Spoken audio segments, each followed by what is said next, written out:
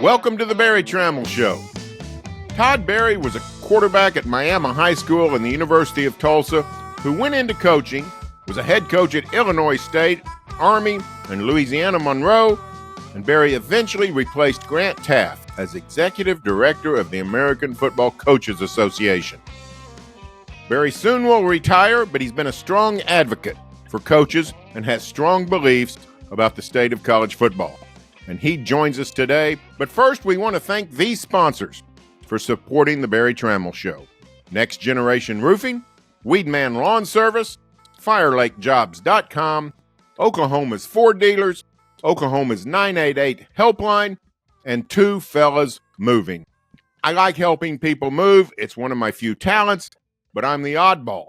And that's where Two Fellas Moving comes in. Two Fellas offers free, no-strings quotes for your move. With over 20 years experience, they've pretty much moved it all, and their services don't end at moving. Need to do some remodeling or spring cleaning? They have you covered with dumpster rentals and junk haul services. Remember, quotes are free, and there are no strings attached. If you're moving in Oklahoma, make sure to call the fellas. twofellas.com for your free quote today. And we welcome in Todd Berry. And Todd, thanks for joining us. Fellow Oklahoman. You, of course, went to high school in Miami, played at the University of Tulsa, went into a long coaching, but your most recent duty has been advocating for coaches as the executive director of the American Football Coaches Association. You soon will be retiring. Tell us why you're stepping away from your post, and what led to that decision, and why this is such a pivotal time for coaches in college football. Yeah, first of all, probably a couple years ago, I had a really, really bad bout with COVID, and probably pretty fortunate in the sense that I got put on a ventilator. There was 90 other individuals in the hospital that were on ventilators with me at the same time, and unfortunately, I was the only one that walked out. And so that was part of it, I think, in relation to saying, you know what, I've got some things that I want to do with my wife and my wife Lisa, and so I think that was a big part of it. But there's also, I think, I had suggested when I took the job that I felt like this was an 8 to 10 year job. Obviously, I was a head coach in college for a number of years, and because of that, I had a really good feel for what was going on. And I think I still do, quite honestly, because I have a lot of head coaching friends that are my age right now that are in college football, and I talk constantly with them in my role. But I felt like that there always needed to have a deep connection with what was going on, hands-on, on the feet on the ground type of things, because of all the changes that were happening from the NCAA structure. And that's been one of the bigger problems, Barry, as you kind of alluded to, is the fact that the NCAA is going through some major changes. And, we haven't kind of enforced an awful lot of rules that were in place. There's been a lot of changes in relation to how we view the student athlete. Quite honestly, again, I'm retiring tomorrow. And, I'm disappointed. I think we've lost collegiate sports. I think we've lost amateur sports. I think there was a way to do this to be able to help the student athletes, because I agree there should be some NIL opportunities to put some guardrails up. And quite honestly, at that point in time, we had people at the NCAA office. We had decision makers that didn't want to get into that. They felt like that we should just open this thing up. Even as late as this last summer, I had an athletic director at a Power 5 school go, Todd, this is, you're really exaggerating the problems here, because there's a couple kids at universities making $10,000. And Barry, I'm here to tell you that is not the case. I mean, the going rate for a really good quarterback in the transfer portal right now is a couple million. And I just don't think that that's right. I think we're going to end up having an awful lot of programs, especially some of our lower level, or not lower level, but lower division programs, that are going to drop athletics entirely, not just football, but athletics, because they're tired of having to put up with it. I think we're going to see a group that's going to pull away, and in the process, they're going to make student athletes employees, which I think would be a shame, because that's not going to solve the NIL problem. They think it is. But, Booster Johnny at State U, he's still going to want little Joey to come to his school, and he's going to still be willing to pay the NIL money. That's different than the NFL. So there's a lot of frustrations going on right now. And quite honestly, I'm tired of banging my head up against the wall on a lot of these matters, because I don't think there's some people that get it.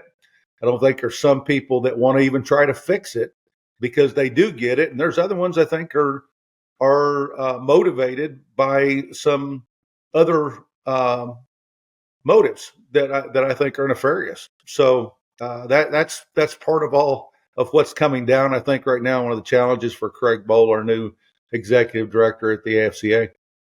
When you look at what's going on with the changing portal, the changing NIL, all that, what I see is a lot of restlessness among the coaches. Even the coaches with the best jobs in America seem to be in a state of a little bit of upheaval. We've seen coaches leave Notre Dame, Michigan, Oklahoma, Alabama for one reason or another, whether it's retirement or going another place. Is there a spirit of fear's the wrong word, but a spirit of restlessness among the people in your profession? Well, I don't think there's any question that there is, and I think that if we look back throughout collegiate athletics, this has happened several times to where we basically let the boosters and agents in this case, but boosters in particularly, become in charge of athletics. And I think that what our coaches are seeing right now is that, quite honestly, the university president doesn't matter as much now. The athletic director doesn't matter as much now. What matters is that group of boosters, because they're the ones that are basically going to buy the players through these collectives. And so you have to have boosters that are willing to understand that. Barry, I get calls from, coaches all the time. I talk with coaches all the time. We just obviously had our big national convention where we had 12,000 coaches there, and I'm responsible for that.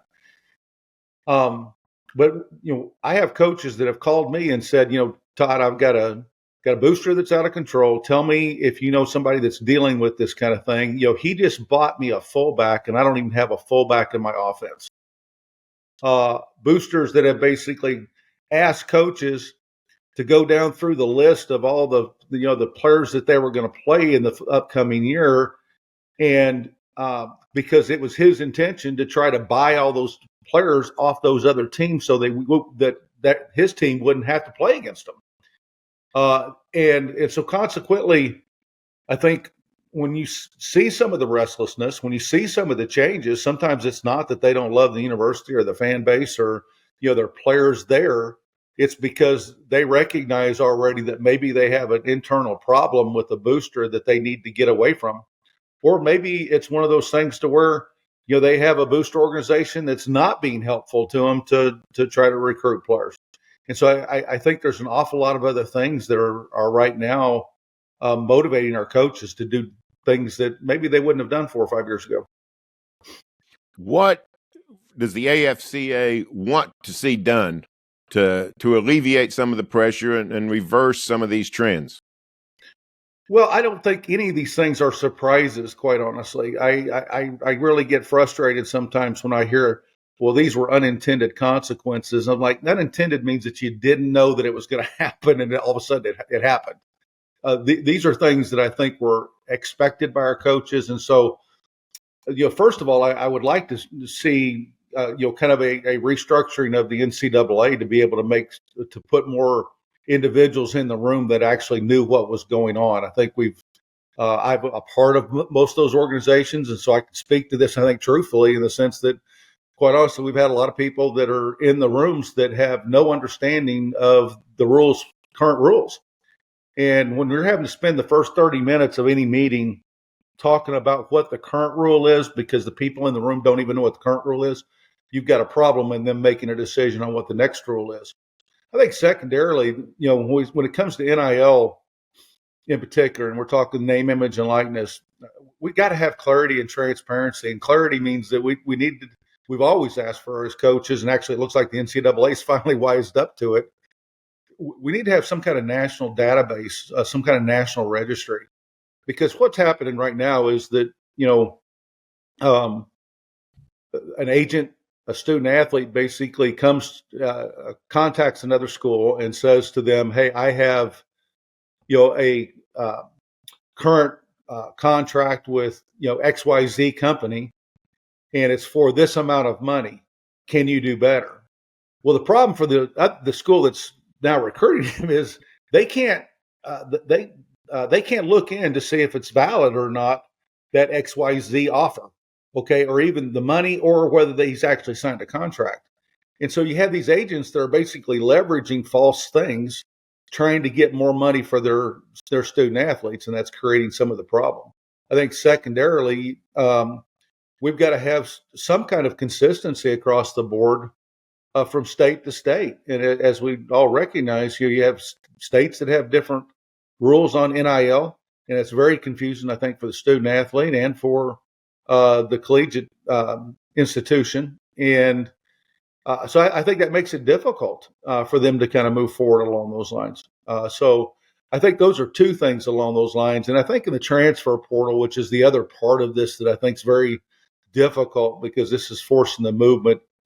We're already seeing graduation rates come down. I don't understand why we never coupled transfers with higher academics. We are academic institutions, and we're supposed to be about them graduating. And we're seeing that stuff, which we've been very fortunate to have great graduation rates. We're starting to see that come down, and I think there's a possibility that you could see a graded scale for transfers, and saying, you got to have this kind of academics in order to transfer. And if you transfer a second time, then it's got to even be better. And a third time, it's got to be even better. And then at the very end, when you graduate, we're going to make you set a year until you can prove that academically you're the way that you should be.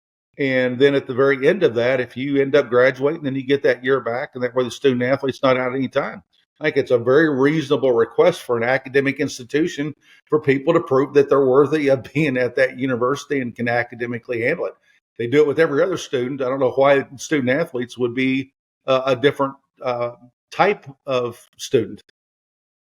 Well, one of the issues that's going on, you hit on a lot of things there, but when you talk about the registry and the false information, that's clearly, I think, going on.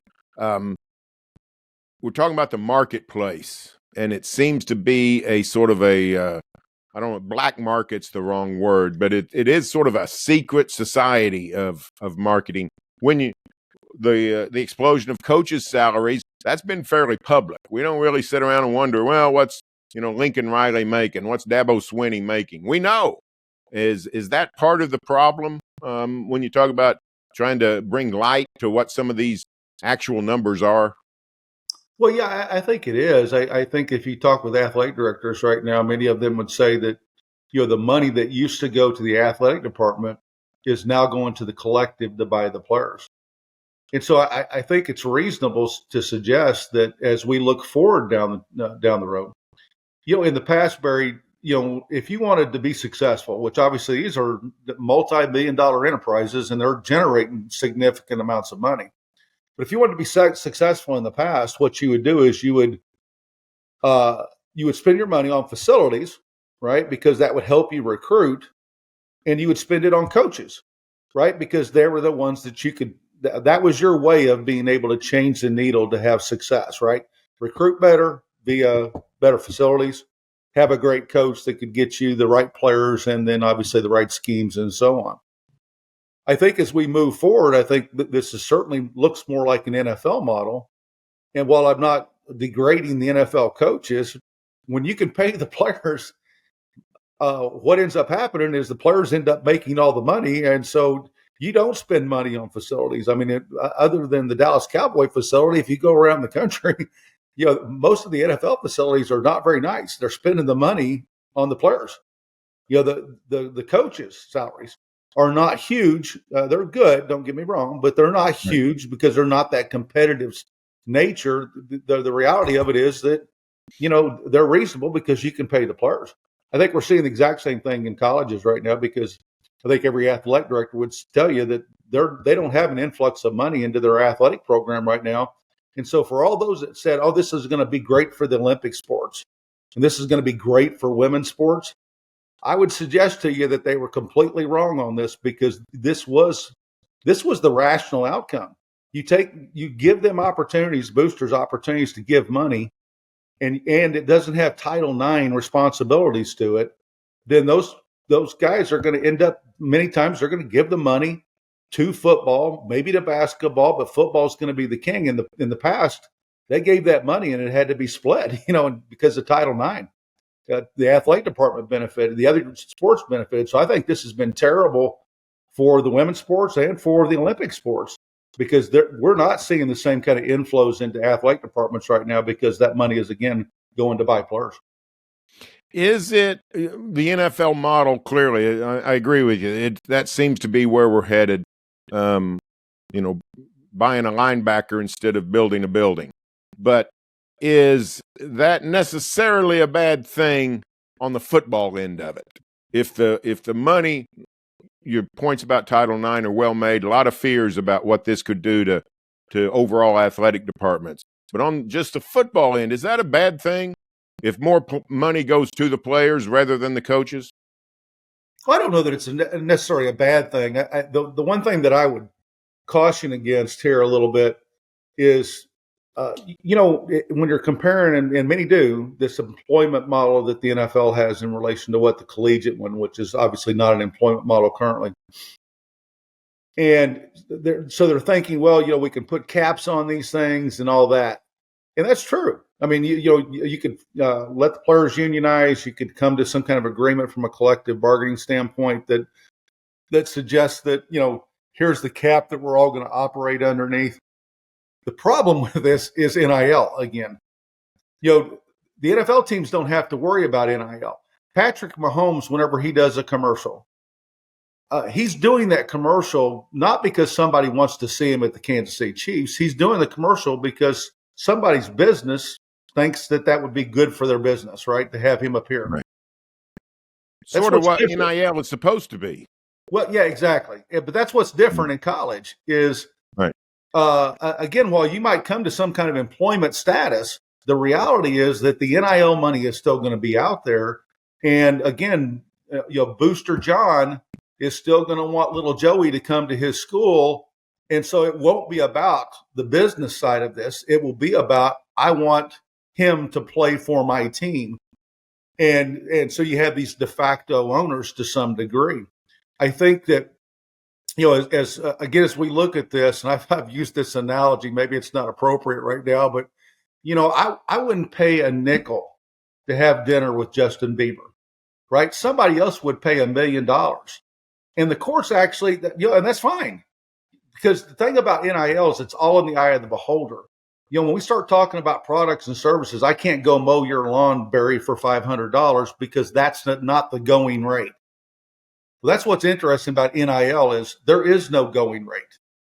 And so you're never going to be able to cap the NIL money because that is, again, it's all in the eye of the beholder, as I mentioned earlier with the dinner.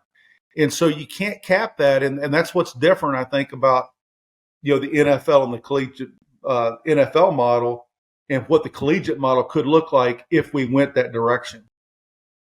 Mike Gundy says that one potential solution would just drop the pretenses, don't make athletes employees, but sign them to contracts.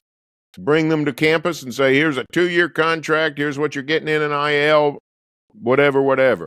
He said the biggest problem for coaches in his mind is just the roster management, not knowing who's going to be on your roster 2 months from now, 6 months from now, 8 months from now. It's not a yearly thing. It's almost a weekly thing in terms of roster management. When you talk to your members of the AFCA, is roster management and just the unknown of the transfer portal with so many windows, how big of a problem is that? Well, it's huge. And Mike, for those that don't know Mike well individually, he's a very, very smart guy. He's very much a deep thinker. And so when Mike talks, most people listen because he's given some thought about it, and he's a very intelligent guy. And I agree with him. I think that's one option out there is just to say, you know what, they're representing the school, but not in a way that basically they need to be necessarily going to school. And these are not pro players. You sign them and you go on. Many of our coaches have suggested, we need to get rid of this scholarship thing because, why are we giving them scholarships and money, right? Let's just get rid of scholarships and go that direction with it and give them NIL money, because that's, it's the scholarship that's on top of this thing that clouds everything, especially for those institutions that, you may be a private institution that you got to pay $100,000 a year in order to attend. Well, that's stuff that more money that the university has to raise, to give. I think that the point in this is, like you said, is roster management. And one of the things that our coaches suggested was we wanted portal windows. When this was in its infancy, we said, if you let this thing go on every day, this is going to be ridiculous, because you're going to have kids that are going to be transferring for money, even though a lot of people at the NCAA office, I'm not saying NCAA personnel, I'm talking about the athletic directors and membership, basically the university individuals that make up the NCAA. They didn't believe that. And so they finally kind of came around to, what we need is we need some windows, because this is ridiculous. We got kids transferring all the time, every day. And what, to Mike's point, is that you don't know who your team is at this point in time, because while we have portal windows, and I think it does help that coaches to know, who's in, who's out, the reality of it is there's never a closure date to it. So I'm at University X. The spring window's opened. I lose 30 kids, which is not an unheard of number, right, to the portal. Well, they have between May and basically the first day of classes to decide if they want to stay with me or not, right? They might enter the portal, but that doesn't mean that there's a declaration. And so what you have is this bidding war that goes on all summer. And obviously, the closer you get to preseason camp, the more value that individual has, because there's less time to get somebody else in their place. And so I lose a left tackle, and I don't, let's say my left tackle is in the portal at the time. He doesn't have to decide until basically he starts school someplace else.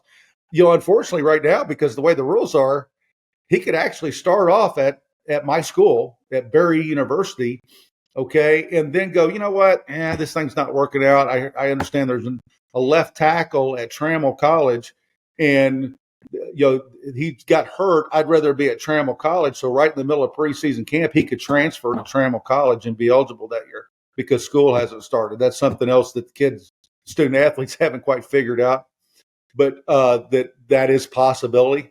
And so, when you start looking at what Coach Gundy was saying, he's absolutely right. You have no idea who your team is going to be until that last minute, until classes have started. Can we fix that part of it with just calendar adjustments and limiting the portal window?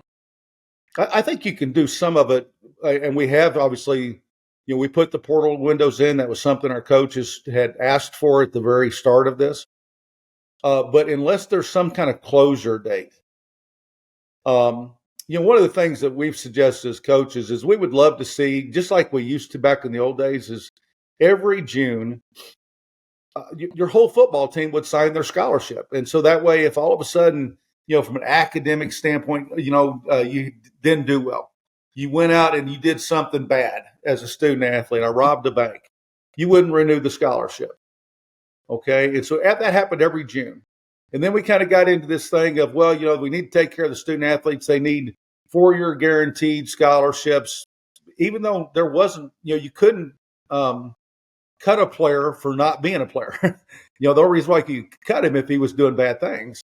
But we got into this mode of all of a sudden, we've got to,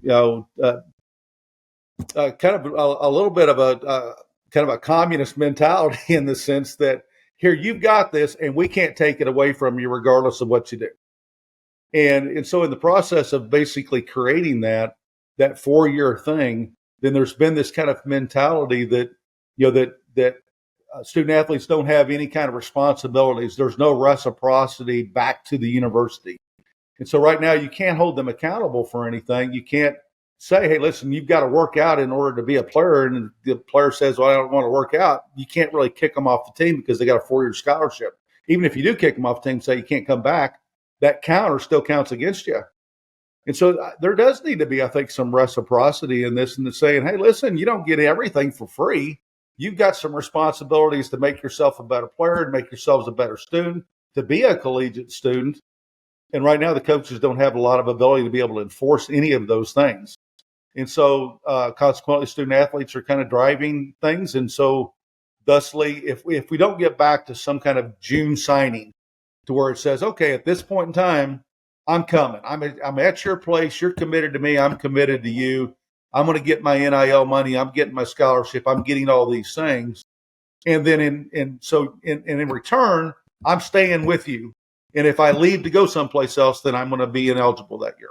And I think that's reasonable for us to think about. I think anybody in business, anybody with your own children, you're going to have those are reasonable asks that all of a sudden that there's some levels of commitment.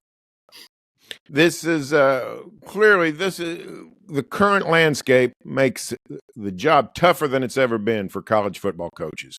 I mean, they've got more on their plate. It's a 365-day-a-year enterprise in terms of monitoring your players, your roster, all these things we've been talking about.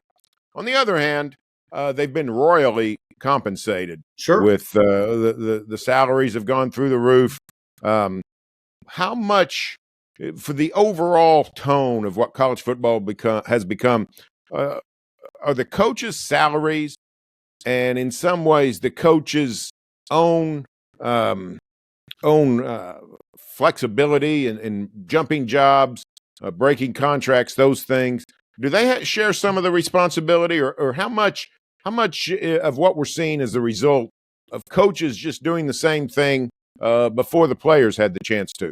Yeah, I agree with that completely. Now, I would suggest to you too that, when we start talking about that group, and everybody's affected by this, obviously, I'm talking about the head coach, the assistant coach, but also every levels. And so consequently, when we look at those top 30 programs, and you might go top 60, the money that they're making is significant, no question. But when you look at the rest of our coaches, if you look at our FCS coaches, if you look at it, the other levels, the 98% other group, they're not, and they're still having to put up with all this, right? That's been created. But I do agree with you. I think one of the things that is different, I noticed this about Jim Harbaugh's contract was a slight buyout, but you look at Kalen DeBoer, who just left Washington and went to Alabama. And I know that a lot of people say, oh, the student athletes, they should have the same opportunities as the coaches. And I get some of that. I'm not against the transfer portal. Matter of fact, our coaches have supported the transfer portal. We want some guardrails, but we've always supported this idea. So we haven't been against necessarily the transfer portal. We've been against how it's been operated. But Kalen owes the University of Washington $12 million, right? And so he had a contract. And yes, he broke his contract. But yes, in breaking his contract, he owes the university $12 million.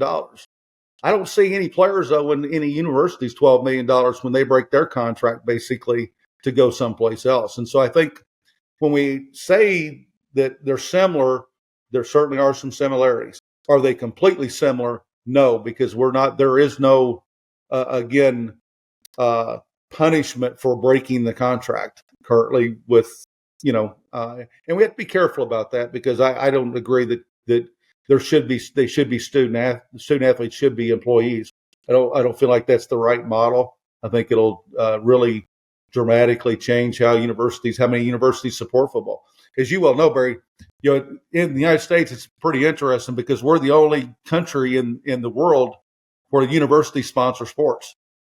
Right? I mean, that's all the rest of them kind of focus on being educators and not, being involved in sports. We're unique along those lines. And so we're seeing this business world and this academic world right now collide.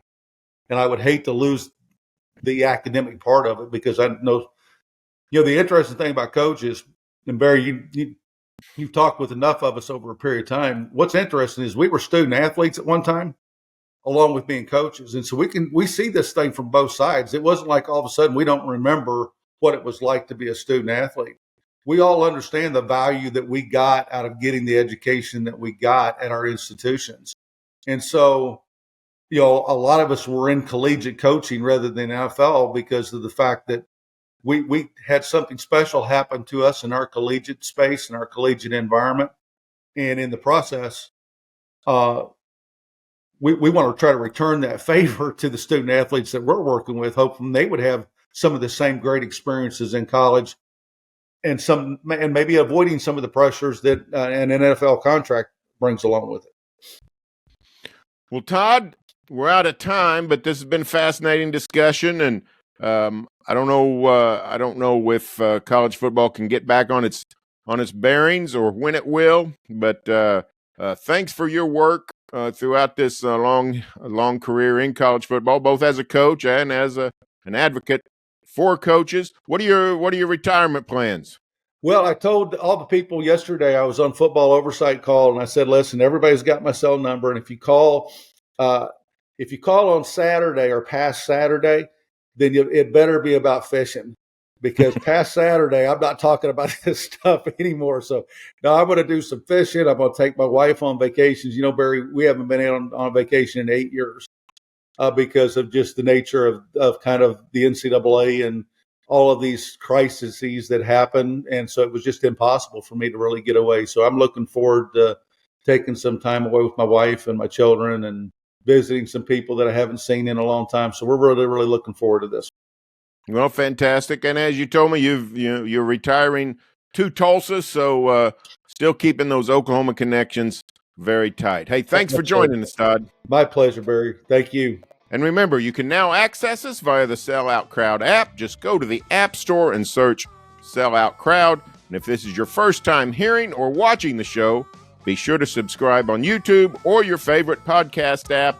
And if you like what you hear, please leave a review. And of course, you can read me every day at berrytramel.com, across social media, and on selloutcrowd.com. Talk to you next week.